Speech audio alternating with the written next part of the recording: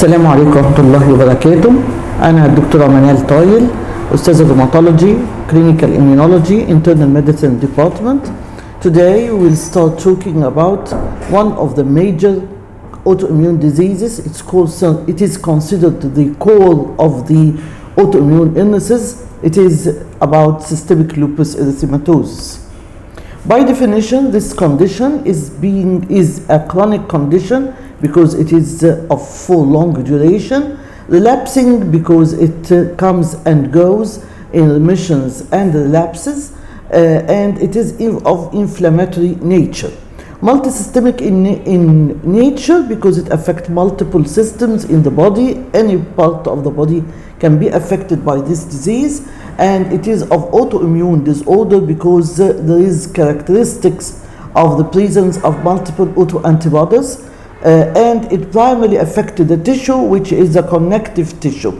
It is primarily characterized by the development or the affection of both skin, joints, serosal membranes, together with other body tissues. For the epidemiology, the highest incidence of the condition of this SLE is present in Italy, Spain, and the United Kingdom together with the Afro-Caribbean population. The disease is rarely reported in Black Africans, suggested that there may be an environmental triggering factor that as well as a genetic basis for the disease in the UK population. As regarding the race, the highest 1 every 250 in Africans when it is rated in relation to the Caribbean women, 1 African every 250 Caribbean, followed by Asian than white women. As regarded to the demographic data, it's low reported rates of lupus is present in the Black women in Africa, while the highest rate is in the Black women in the United Kingdom. As regards the female to male ratio, we have more than 90% of our cases females with a ratio of up to 9:1. The frequently occurs between the age of 20 and 40 to 20% of our cases diagnosed in the first or second decade of their lives. And the risk of women is similar to the risk of men is similar to pre-pubertal and postmenopausal women. Let's say if your male is in the male has a risk equal to a pre-pubertal woman, the woman before the age of puberty, and it has the risk equal to a female after the postmenopausal. So the increased risk of females occurs only during the periods of childbearing period. It is common with Klinefelter syndrome, which is a syndrome characterized by gene abnormality, which is the XXY. If the patient has an XY male, then he has commonly susceptible to develop systemic lupus. What about the human lymphocytic antigen? The condition has been characterized by being related to what we call it the major histocompatibility complex, and transmitted over the chromosome number 6, and this first described the genetic link to SLE. The patient who carries such a link will have two or more folds of susceptibility to develop lupus than the general population. Mainly it is the HLA class 2, yes, but it is DR2 or DR3 has been the most consistent genetic risk factors associated with lupus in Caucasian populations, in addition to DQ and DR alleles also. The complement deficiency of particularly complement 2 and C4 and C1q have been demonstrated in a good percentage of patients with lupus, in particularly the C2 deficiency.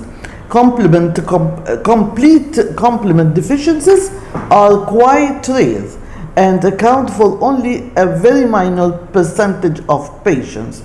More commonly, a low gene copy number of complement 4 is seen as a risk factor for lupus, whereas a high copy number of C4 is protective. يعني اللوبس البيشنت أو البيرسون who have a C4 high copy, they're protected against developing lupus, while those who have a low C4 are more susceptible to develop lupus.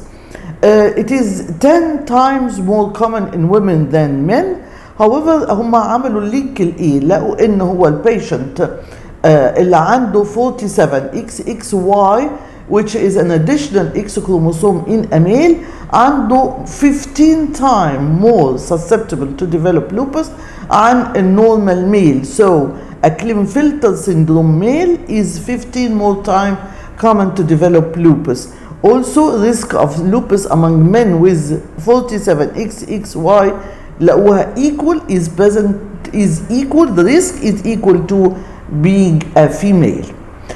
However, the 47XXX chromosome female also have more tendency to develop lupus than the ordinary 46XX chromosome females. This suggests that the predisposing factor for lupus is present or is related mainly to the X chromosome copy number, not to the sex or the sex hormones.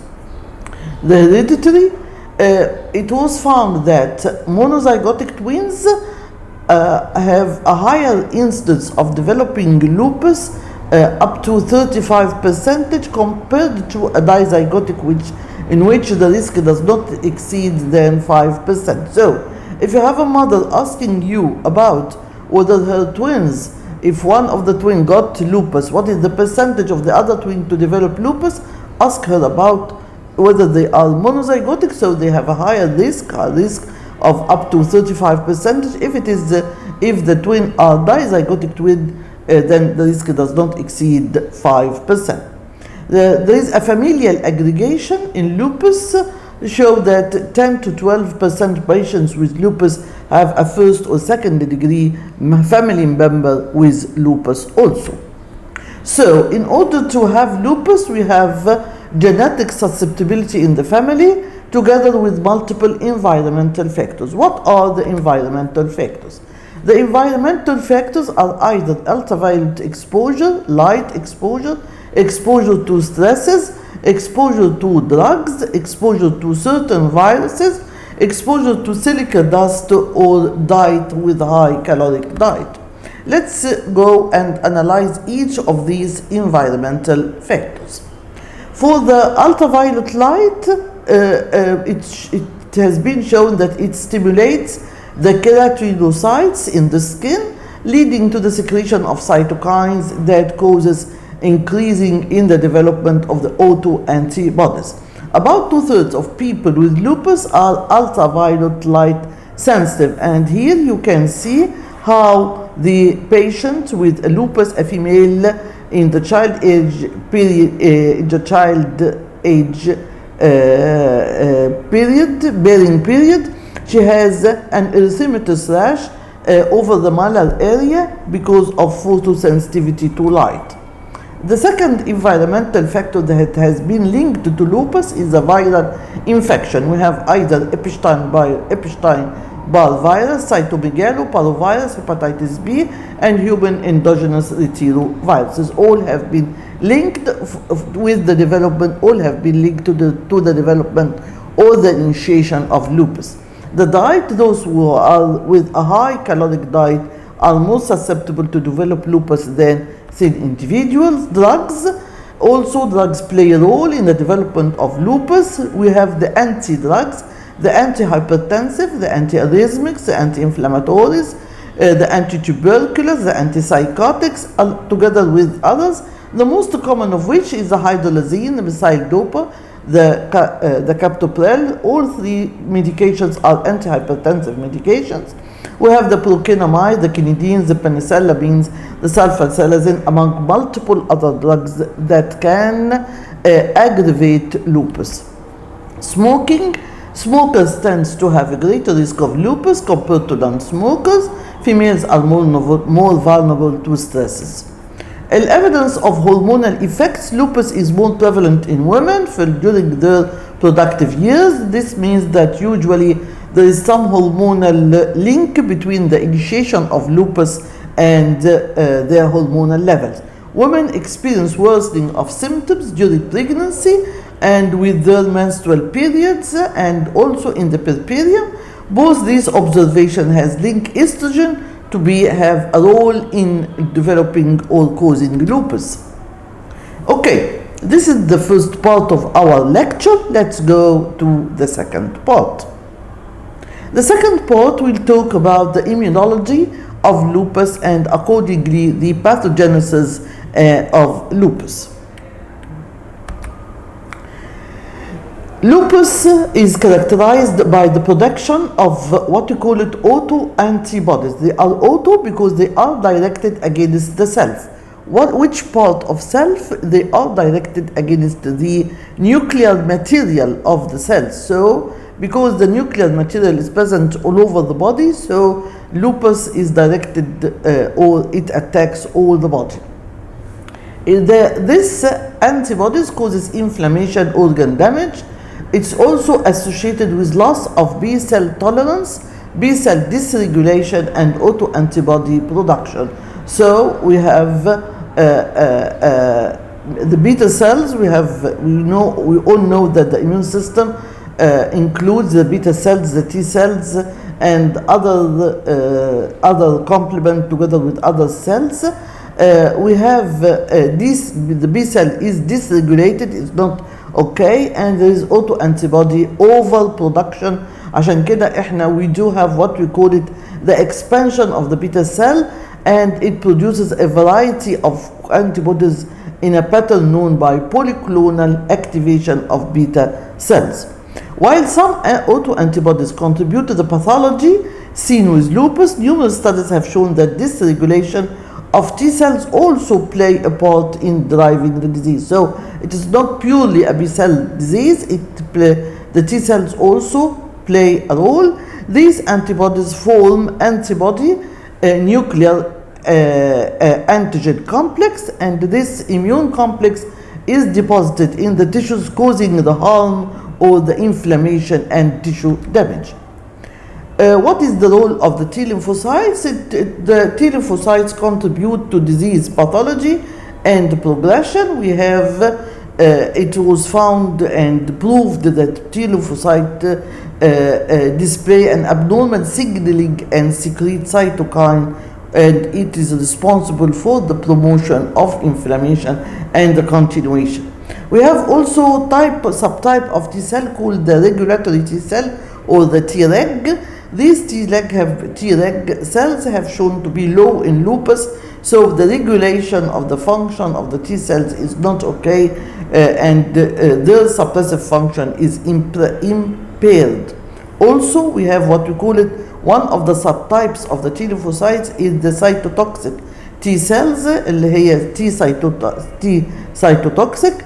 This you normally down-regulate the immune responses. These T cytotoxic cells are low in patients with lupus. For this reason, there is a hyper activity of the cytotoxic T cells with subsequent tissue damage. Third part in the immunopathogenesis of lupus is the abnormality of what we call it the programmed cell death or the apoptosis. It is the system responsible for the cell death when the lifespan of the cell is come to an end, and the elimination of the dead cells. What happens in lupus is that there is an increase in the apoptosis and defective clearance of the apoptotic material, and this has been demonstrated in the lupus model of mouse. The autoantigens typically of lupus cluster in surface blebs of the apoptotic cells, increasing their immune exposure. Saturation of physiological processes to safely remove apoptotic debris amplifies the autoantigen exposure. Here, the process of cell death is not okay. There is increased cell death, and at the same time there is a defective in the clearance of the dead cells, so there are remaining in the circulation with subsequent activation of the tissues and cells to produce antibodies against them. So there is a state of hypergammaglobulinemia. So they have summarized the pathogenesis of lupus into 4 steps. Genetically, in a genetically susceptible individual with environmental triggering factors, there will be apoptosis of the lymphoid cells, leads to release of double-stranded DNA constituents, اللي هو the antigen.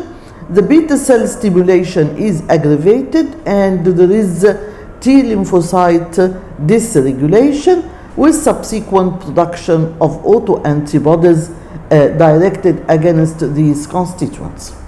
This is, in summary, what happens in the pathogenesis of a patient with lupus.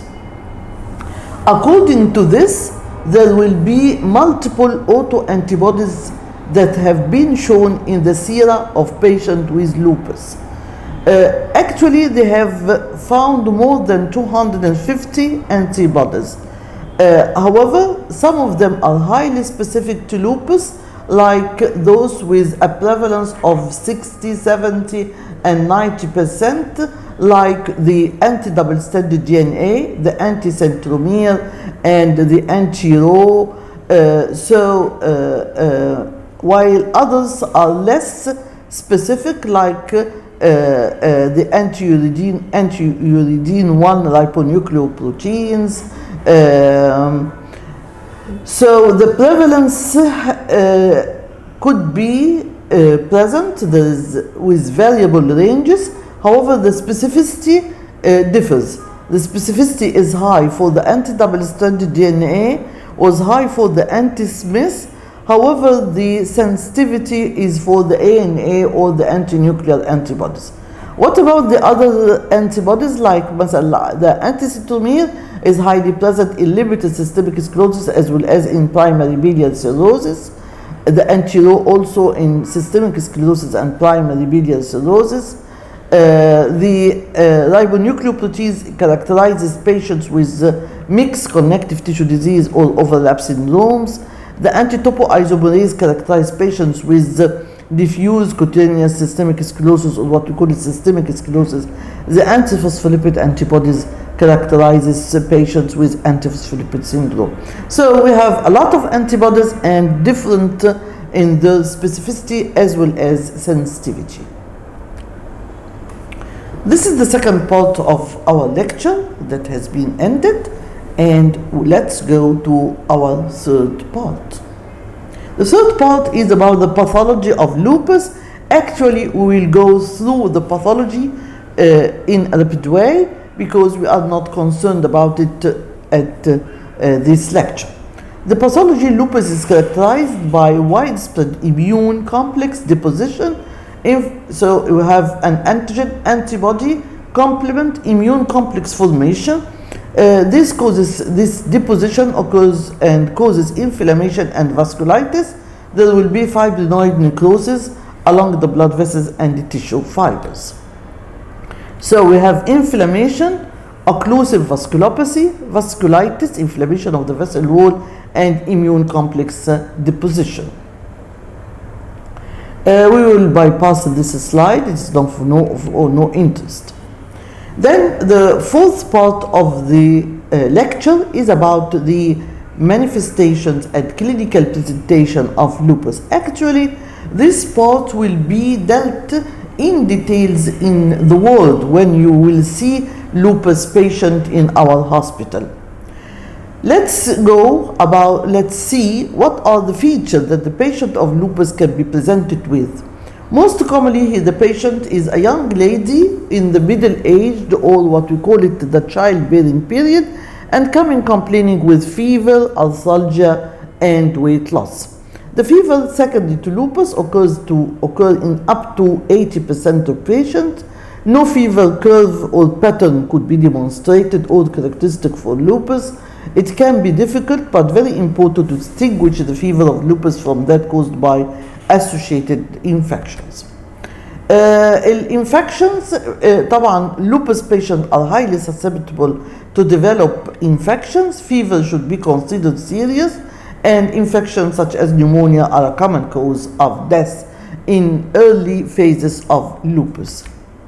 The fatigue, the patient is by definition the inability to maintain an act is the fatigue, but the initiation of act is difficult in cases of lassitude. So we have the term fatigue and we have the term lassitude. Fatigue, the patient easily can tired, so he cannot maintain his performance. So fatigue is common in patients with lupus, especially during periods of disease activity. It is also often the only symptom that remains after treatment or of acute flare. Low-grade fever, anemia, or any source of inflammation can result in fatigue. If you look to this lady, you can see that every part of her body can be affected by lupus. The brain will have a lot of manifestations of like the unusual persistent headache, the memory loss, the cognitive dysfunctions, the epileptic fits, the cerebrovascular stroke, among others. For the eyes, we will have dry eyes because of the associated jugular manifestations and because of increased sensitivity to light. For the mouth, the oral ulcers in the mouth, in the nose, with the skin. You have the butterfly rash over the cheeks and bridge of the nose, or other rashes that are almost always characterized by being photosensitive. They are initiated by exposure to light and increased on light exposure. The lung and heart, the patient may complain from shortness of breath, pain in the chest, tachyarrhythmias or bradyarrhythmias, tightness, dyspnea, and so on. Fingers and toes may be bluish in discoloration, there may be ulcerations, there may be rash over them, fatigue and fever, pain of the joints are swollen, tender, and hot, but usually not deformable. The stomach is in pain, nausea, vomiting, abdominal pains, bladder infections, and so on. So we may have multiple complaints related to the initiation of lupus. But if we look to what happens in these organs, you can see that we have in the skin alopecia, that means there is loss of hair, butterfly rash, discoid rash, palmar erythema, mucosal ulcers. If we look to the central nervous system, we have strokes, seizures, peripheral neuropathy, mononeuritis, Guillain-Barré, transverse myelitis, psychosis, epilepsy, organ-brain syndromes, among others. We have for the heart the pancarditis, endocarditis, pericarditis, myocarditis, arrhythmias, and conduction defects. For the lung, we have pneumonias, especially the type of acute pneumonitis. There may be interstitial lung disease, there may be pleurisy, pleural effusion. For the hematopoietic system, there may be anemia, whatever the type, mainly autoimmune hemolytic anemia. There may be leukopenia, thrombocytopenia, generalized lymphadenopathy, splenomegaly. There may be urinary tract infection with hematuria, proteinuria, puffy eyes, gastrointestinal symptoms, abdominal. These are the not common symptoms: diarrhea, dysphagia, and abdominal manifestations. The musculoskeletal, there is myalgias and myositis, arthralgia and arthritis, and there is also synovitis, together with what you call it avascular necrosis of the bones. The reproductive system, the menstrual abnormalities, hypogonadism, and so on. So we have a lot of diseases that affect the different organs secondary to as a manifestation of lupus. Going to in details with some of these clinical manifestations. For the dermatological features, we have cutaneous vascular lesions, photosensitive rash, butterfly, oral and nasopharyngeal ulcers, together with alopecia. Actually, we do have a definition for each of these features in order to specify when we consider this is a malar rash and when it is a discoid, when we consider that your patient have a photosensitive rash and when these ulcers are oral ulcers. Let's see, this is what we call it, the oral ulceration. They can be present shallow ulcers or deep, usually at least 3 times per year. It could be present on the tongue, on the gums, on the hard and soft palate, and may extend to involve the pharynx. For the malar rash, as you can see, there is a rash that extending over the malar area, bridge of the nose, sparing the nasolabial folds. Erythematous rash, and the rash also is photosensitive, increased by exposure to sun, itchy, scaly rash. This is the malar rash of a lupus patient. On the forehead, malar area sparing the nasolabial fold, affecting the chin and the chest anteriorly. This is the characteristic rash, together with affection even of the mouth, sparing the nasolabial fold. The rash is scaly, itchy, erythematous, and elevated above the surface, and this is the same malar rash. This is how a discoid rash looks like. This is the typical characteristic discoid rash with brownish edges and scaly fibrotic bands inside it, and it is present on the cheeks. It can be present, as you can see, inside the ears, on the upper limbs, and usually is a disfiguring type of rash.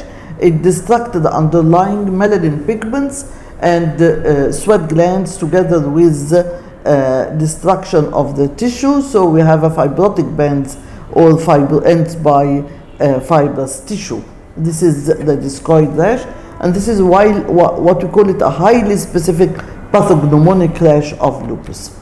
The maculopapular rash is maculopapular eruption that affects the whole body, as a whole face. As you can see, it does not spare the nasolabial fold, and this is one of the part of the maculopapular rash that may affect the whole body.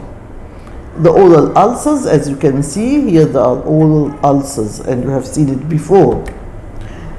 Raynaud's phenomena. Raynaud's phenomena is a characteristic neurovascular dysregulation that occurs in lupus patients, but it can occur with other connective tissue disorders or without a connective tissue disorder, what we call it a primary type of Raynaud's disease. Here the patient passes by 3 color phases changes in the form of pallor because of the severe vasoconstriction, followed by bluish discoloration because of the accumulation of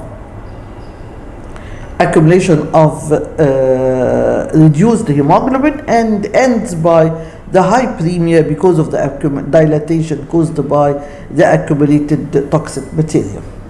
This is Raynaud's phenomenon. This is a vasculitic rash where there is vasculitis affecting the small peripheral vascular beds of upper limbs of the fingers. It may affect also the toes with gangrenous tendency and infection, and it may result into spontaneous amputation because of gangrene. The musculoskeletal manifestations of lupus is in the form primarily of arthropathy, in the form of polyarthritis. It affects more than 5 joints with morning stiffness. There may be avascular necrosis of the head of the femurs, or the avascular necrosis in the knee joint. And the avascular necrosis means that the blood vessel supplying the bone is occluded because of the activity of lupus, because of the associated antiphospholipid syndrome, because of the severe dehydration, the use of steroids. So the blood vessel is occluded with subsequent necrosis of the bone, and the patients come to you limping because of the occlusion of the vessels with subsequent shrinking of the bone and the collapse. So there will be inequality of the length of the lower limbs and the patient limbs with pain. There may be arthritis of hands, wrists or knees, swan neck fingers, as the fingers of patients with rheumatoid arthritis. There may be ulnar deviation because of subluxation and hyperlaxity of the joints. This is how a swan-like deformity of patient with lupus looks like a patient with rheumatoid, but this type of deformity is totally correctable and no bone affection except for the distal or periarticular osteopenia. This type of arthropathy is called Jacques arthropathy. It is called Jacques arthropathy. Jacques arthropathy, this is the term, the name of the scientist who has been described this type of joint affection. It has been primarily seen in patients with rheumatic fever, but it has been also seen in patients with systemic lupus erythematosus. This is the avascular necrosis of the head of the femur. This is the disruption of the blood vessel supplying the head with subsequent the head shows shrinkage and collapse. Cardiopulmonary manifestations, the patient coming to you because of tachypnea, chest pains and pleurisy, palpitation because of arrhythmia, accelerated cardiovascular coronary artery disease. So the patient is a young lady with coronary artery disease coming with chest pain because of also pericarditis, pericardial effusion, and even but rare cardiac tamponade. The pleurisy is the most common manifestation of pulmonary involvement of lupus. Usually it is bilateral and of mild to moderate degree. Also occur in lupus patients with nephrotic syndrome or because of infections or heart failure. There may be acute lupus pneumonitis, not only pleurisy, but there may be acute lupus pneumonitis with hemoptysis and tachypnea and severe pleuritic chest pain. There may be pulmonary alveolar hemorrhage, patient coming to you with extensive hemoptysis, and this is a life-threatening situation that necessitates admission to ICU. The patient may come because of interstitial type lung disease, a type of lung fibrosis secondary to associated connective tissue disorder. As regards to the cardiac manifestation, there may be pericarditis, the most common cardiac manifestation, but there may be also myocarditis, and the patient coming to you because of heart failure, palpitation and dyspnea with heart failure. Or there may be endocarditis and valvular disease, and lastly, hypertension, heart failure are common presentations in patients with lupus. This is what we call it, the Liebman-Sack endocarditis. These reddish spots along the line of closure of the valves, endocardial thrombosis, what we call it Liebman-Sack. Liebman-Sack, that this is also the scientist who described it for the first time. It's a Liebman-Sack endocarditis or vegetations, where these vegetations are characteristically being non-redundant. They are sticky, but even they can cause also pulmonary embolization.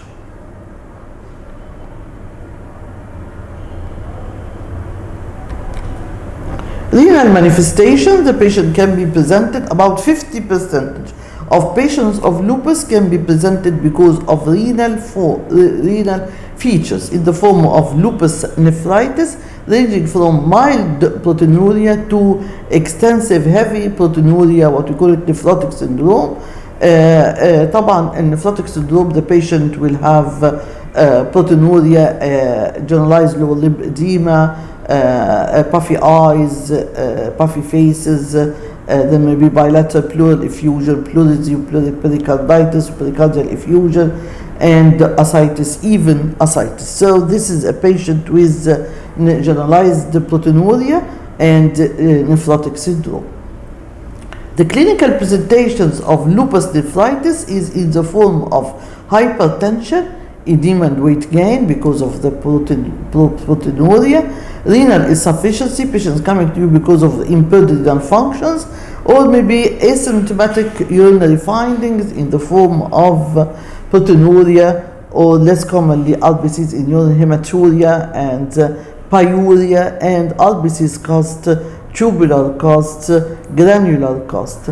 All these can let you pay attention to the presence of an underlying renal problem and investigate for it, because as I have just mentioned that lupus nephritis is considered the presentation of up to 50% of patients of lupus.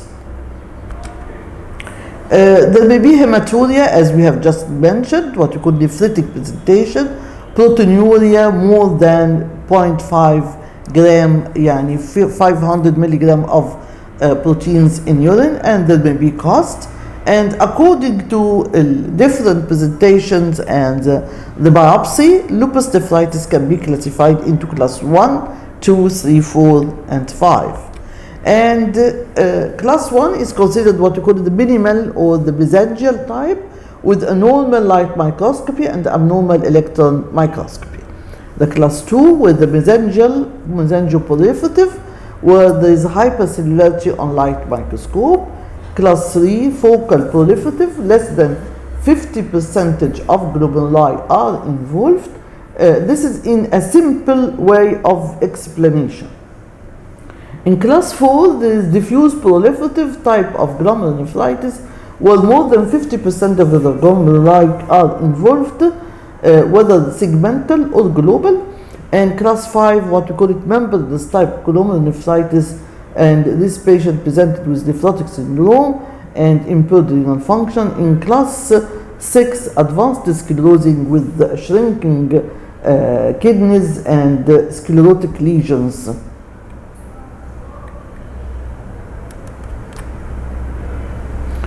For the minimal type, usually it is mild with good prognosis. The mesangial type, variable prognosis. The focal proliferative, spotty glomeruli, so it has a moderate prognosis.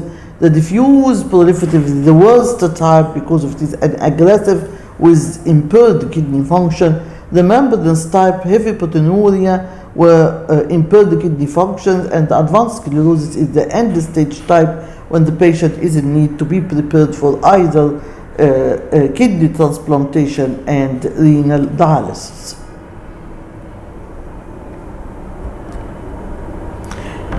Going to another system that could be involved in lupus, which is the nervous system. Actually, they have been described many features of CNS, central nervous system, and the peripheral nervous system affected in patients with lupus. We may have seizures, or what we call epileptic fits, peripheral neuropathy, mononeuritis multiplex, cranial neuropathy, cognitive dysfunctions, disorientation, memory dysfunctions, reasoning deficits, psychiatric symptoms with any type of psychiatric problem could be a feature of lupus. However, according to the 1999 criteria, they have mentioned certain diseases when it is diagnosed by the neuropsychiatrist. It is considered a feature of lupus, like the acute confusional state, the anxiety disorder, the aseptic meningitis, the cerebrovascular diseases, the cognitive dysfunction, demyelinating syndromes, headache, mood disorders, movement disorders, myelopathy, psychosis, and seizures. And for the peripheral nervous system, we have the autonomic neuropathy, cranial neuropathy, Guillain-Barré, mononeuritis, myasthenia gravis, plexopathy, and polyneuropathy. Again, if your neuropsychiatric colleague diagnosed the patient as one of these diseases, this is considered part of lupus if your patient has lupus. What about the hematological manifestations? We may have normocytic normochromic type of anemia because of the chronic blood loss or chronic disease. We may have drug-related hemorrhages because of the NSAID that the patient usually take for the pains. We may have a hemolytic type of anemia with Coombs test positive, and we have in their occasions impairment of cell production and bone marrow suppression. These are the causes of anemia in a lupus patient. The platelets usually have a thrombocytopenia, and here we diagnose thrombocytopenia if the patient platelets count is less than 100 per 100,000. And usually this is mediated by antiplatelet antibodies or antiphospholipid syndrome. In antiphospholipid syndrome, the platelet count is mild to moderately low. However, in antiplatelet antibodies, usually it is severely depressed. The third element, which is the white cell count, there is usually a leukopenia and lymphopenia. Also causes probably a combination of destruction of white cells by antibodies, decreased marrow production, and increased marginal splenic pooling and complement activation. It should also be noted that the immunosuppressive drugs is one of the essential or the main common causes of leukopenia in lupus patients. So leukopenia means that there is a white count less than 4,000. It may be associated with neutropenia or lymphopenia. And the patient, this makes your patient more susceptible to develop infections. And usually your patient comes complaining that he has repeated forms of abscesses or acne or UTIs, and maybe this may be related to the presence of such leukopenia. One of the features that your patient may come presented with, and it is very much related to lupus, is the antiphospholipid syndrome. In the antiphospholipid syndrome, the patient coming because of thrombosis, whether it is arterial or venous or arteriovenous thrombosis, and it affects both arteries and veins. This is part of the features. It may come because of miscarriages or repeated abortions, and or intrauterine fetal deaths, or what we call it maternal mortality and morbidity related to the antiphospholipid syndrome. Rarely he is presented with cardiac manifestation, neurological manifestation, and mild thrombocytopenia. Usually it occurs in females rather than males around the age of 40. About almost 1/3 of lupus patients have antiphospholipid syndrome, yet only part of them, only half, develop thrombosis and miscarriages. The diagnosis, usually there is a clinical part of diagnosis and lab. The clinical, the recurrent abortion, the repeated arteriovenous thrombosis at abnormal sites, the hemolytic anemia, and thrombocytopenia. For the lab, there is a positive anti-cardioidipine antibodies, positive lupus anticoagulant, and positive beta-2 glycoprotein. If the three are positive, we call this triple positivity of antiphospholipid, which necessitates warfarin treatment, or what we call it oral anticoagulation. This is the treatment. We will bypass it here. The classification, how we can classify patient to have lupus. Actually, we are in need of at least 4 out of these 11 classifications to be occurred during the lifespan of your patient sequentially or at the same time. These classifications include the malar rash, the discoid rash, the photosensitive, the oral ulcers, the ascites, the serositis, the renal features, the neurological, the hematological, and immunological disorder together with ANA positivity. Actually, they select the situations that are characterized by the highest specificity and sensitivity to be involved in the criteria of classification of lupus patients. But let's go to see the most recent classification that has been proposed in 2012, what we call it a SLIC classification. Here we either apply the clinical criteria or the immunological, but we are in need of at least one clinical or one immunological with a sum of 4. يعني أنا هاخد واحد من clinical at least, واحد immunological at least, لكن the sum is 4. This is one way. Some في حاجات new elements have been added to the criteria, like the presence of non-scarring alopecia, the presence of separation of leukopenia and thrombocytopenia, separate elements, and hemolytic anemia instead of being a single criteria, the addition of anti-SM, the addition of the Diet-Coombs test and low complement.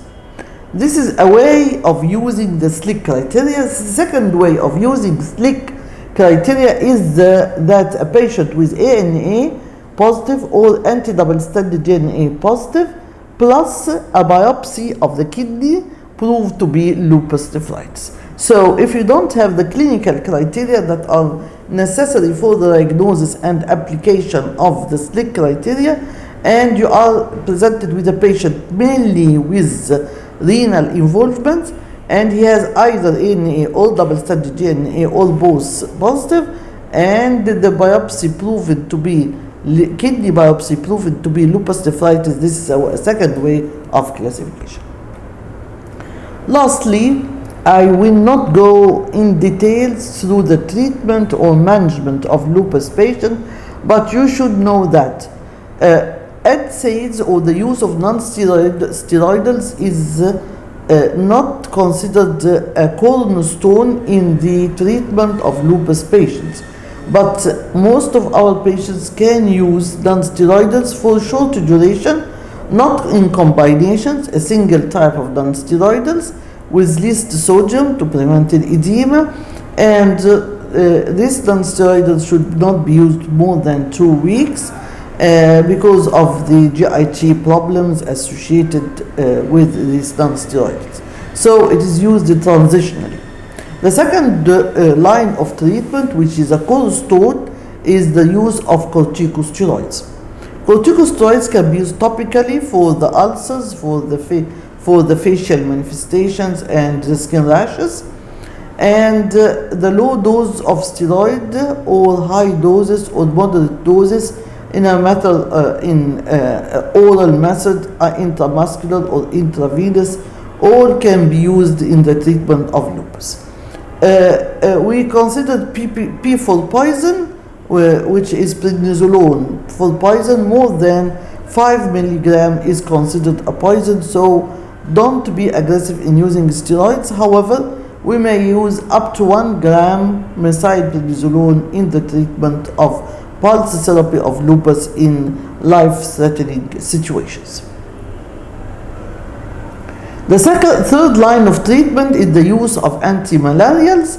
The antimalarial here we use the hydroxychloroquine available in the market in the name of Plaquenil or hydroquine in 200 milligram tablet. Maximum daily dose is 2 tablets, so 400 milligram. It is given in a dose of 5 to 6 milligram per kilogram body weight with a maximum of 400, preceded by retinal examination in order to exclude any retinal disease, and to be followed after 6 months, also by examination of the eyes, and then every 2 years later on.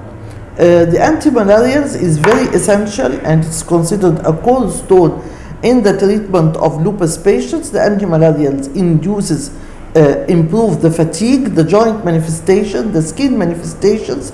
It reduces the level of the antibodies. It is essential to reduce the dyslipidemic situation or improve hyperlipidemia, and also it has antiplatelet aggregation effect. It prevents thrombosis, among other very important features of the use of hydroxychloroquine. Then going to number 4, which is the immunosuppressant. Here we may use the methotrexate for the joints particularly, or mild thrombocytopenia or myalgias. We may use the azacitidine for any internal organ affection, especially renal affection, mild renal affection, or stabilization after induction of renal treatment. We may use cyclosporin, which is calcinurins, used also for thrombocytopenia, for reduction of proteinuria, for many many features for treatment of leukopenia, of lupus. We have the cyclophosphamide, and the cyclophosphamide or endoxan is used for life-threatening situations like lupus nephritis, lupus cerebritis, vasculitis, pulmonary hemorrhages. The cyclophosphamide is given in IV in an ICU unit. It is given in a dose of 1 gram per meter square area, and it is preceded by the use of antihistaminics, and it should be monitored very closely. Other drugs that has not been mentioned here, the use of rituximab, the use of Belista, belimumab, the use of IVIG, the use of plasmapheresis. These are measures that can be used in patients with life-threatening lupus situations, and we consider the patient of lupus to have a life-threatening situation if he has any cerebral or CNS affection, severe thrombocytopenia, myocarditis, if the patient develop alveolar hemorrhage, interstitial lung disease, lupus nephritis. These all are considered life-threatening situations that may necessitate the use of rituximab or Bamthera, or the use of plasmapheresis, or the intravenous immunoglobulin infusion, what you call it, IVIG. Don't forget that you should manage every condition that develop, like the photosensitive rash, by sunblocks. We educate the patient about not to smoke, not to be obese, to treat infection, to be restricted to his medications, and to the follow-up, the vaccination, and so on. You should treat infection aggressively in order to control the situation. And you should discuss with your patient about the fertility, because many of our medications are totally contraindicated in patients who are preparing to get pregnant. Ask your patient not to get pregnant except if she got the acceptance of her physician or rheumatologist, and she should be monitored all through the pregnancy in order to avoid the complications.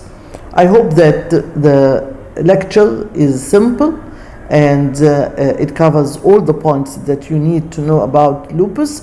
You may read about the condition in excess, and don't forget that many of the features could be seen in the words. Thank you and good luck.